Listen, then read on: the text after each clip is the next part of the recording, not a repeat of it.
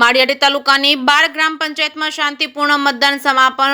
કુલ 12 ગ્રામ પંચાયતનું 73.72% મતદાન થયું છે. સરપંચ અને સભ્યોના ભાવિ હવે મતપેટીમાં સીલ થયા છે. લોકશાહીનું મહાપર્વ પૂર્ણ થયું છે. હવે બુધવારે જાહેર થશે પરિણામ. શા માટે ઉઠી રહી છે ઉત્સુકતા? કોણ મારશે ચૂંટણીમાં બાજી?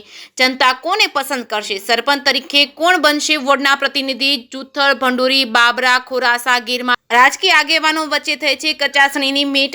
જાંડી, જુથળ, બાબરા, ભંડોરી, ચુલડી અને વડિયાના આ 6 ગામોમાં મતદાન શાંતિપૂર્ણ સંપન્ન થયું હતું. સરપંચ પદ માટે ખાલી રહેલી પંચાયતો અને દાડેરી, ઝડકા તેમજ લાચડી તેમજ સરિયાખાણમાં પણ શાંતિપૂર્ણ મતદાન થયું છે. હરીફ ઉમેદવારો એકબીજા સામે જીતવા દાવા કરી રહ્યા છે.